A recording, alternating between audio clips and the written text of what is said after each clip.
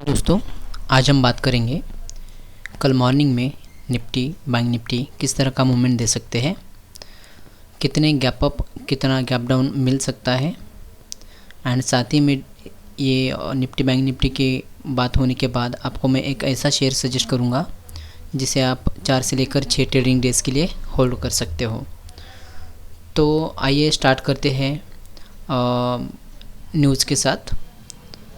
तो ये था ट्रम्प का न्यूज़, जिन्होंने बताया कि 24 आवर्स में इंडिया के ऊपर और भी टैरिफ्स लग सकते हैं।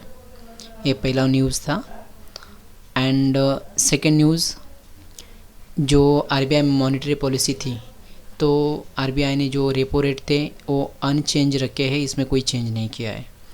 तो आइए थोड़ा सा बात करते हैं ट्रम्प के बयान के ऊपर। इनकेस अगर 24 आवर्स के अंदर अगर हमारे ऊपर टैरिफ लग जाते हैं तो मार्केट में डाउनफॉल दिख सकता है। तो बात करते हैं पहले बैंक निफ्टी के ऊपर। तो अभी फ़िलहाल हमने थोड़ा सा बैंक निफ्टी आज अपसाइड आते हुए देखा है। एंड अभी ये जो है 55,422 के आसपास, अभी इस लेवल के आसपास रुका हुआ है। तो पहले देखते हैं कि gap up and gap down condition में क्या हो सकता है एंड कितना अप एंड कितना डाउन यहाँ से आ सकता है वो देखने की कोशिश करते हैं।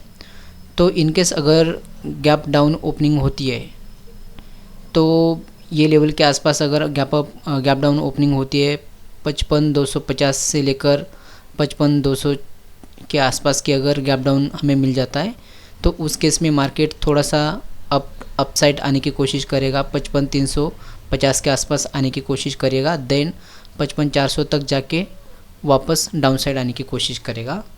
एंड इन केस अगर यहाँ पे 55,200 के आसपास गैप डाउन आता है और इस लेवल को तोड़ देता है, 55,188 वाला लेवल अगर टूट जाता है तो फिर ये डाउन साइड जाने के चांसेस बनेंगे।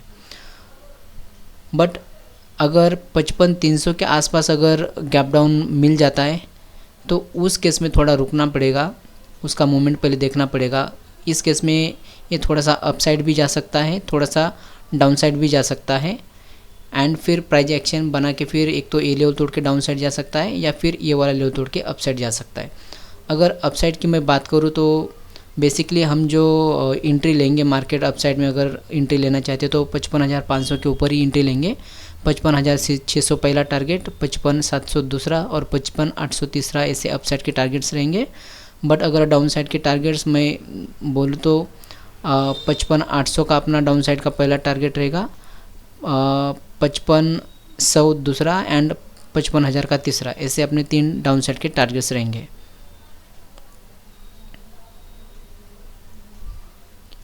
तो ये था बैंक निफ्टी के बारे में।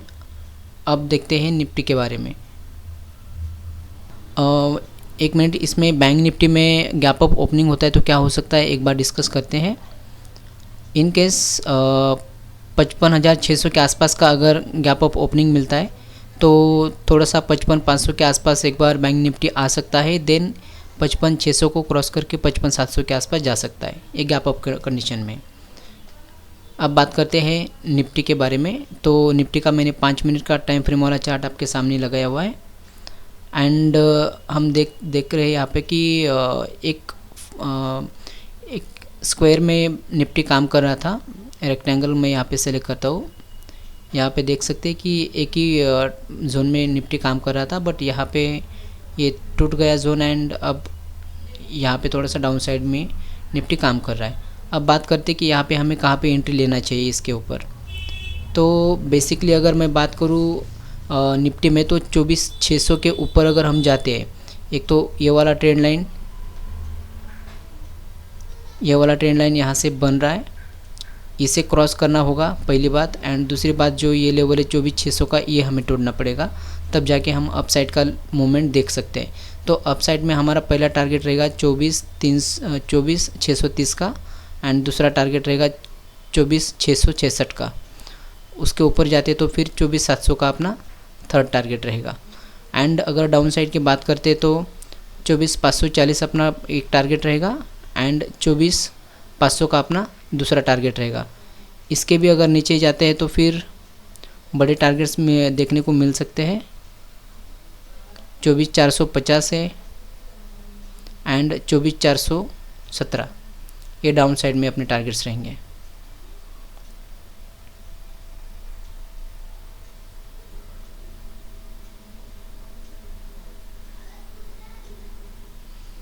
तो देखते हैं gap up and gap down condition में इसमें क्या हो सकता है। इन केस अगर गैप अप ओपनिंग होती है इस लेवल के आसपास 24,630 के आसपास ओपनिंग होती है, तो हम इस लेवल के आसपास आने के लिए रुकेंगे, 24,600 के आसपास आने के लिए रुकेंगे। अगर यहाँ पे सस्टेन करता है तो हम अपसाइड के लिए जाएंगे। 24,630 पहला टारगेट रहेगा एंड 24,665 दूसरा टारगेट रहेगा। लेकिन ध्यान रखिएगा, अगर ये यहाँ पे सस्टेन करने की कोशिश करेगा तो एक बार एक स्पाइक यहाँ तक भी आ सकता है। 24,580 के आसपास तक का एक डाउन साइड का स्पाइक आ सकता है, बट हम एंट्री इसके ऊपर ही लेंगे। 24,600 के ऊपर ही हम एंट्री अपसाइड के लिए लेंगे। अब बात करते हैं गैप डाउन ओपनिंग होती है तो क्या कर सकते हैं। गैप डाउन अगर ओपनिंग होता है इस लेवल के नीचे अगर ओपनिंग हो जाता है तो उस केस में हम ये लेवल जब तक अपसाइड आके टूटता नहीं है तब तक इसमें कोई एंट्री नहीं लेंगे।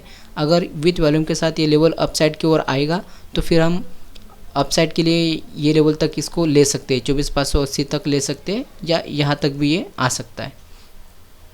बट अगर ये डाउन साइड की ओर टूटेगा एंड ये डाउन साइड का लेवल विथ वॉल्यूम के साथ टूटता है तो फिर अपना डाउन साइड का ये वाला टारगेट 24,500 का रहेगा, 24,450 का रहेगा एंड 24,418 का रहेगा।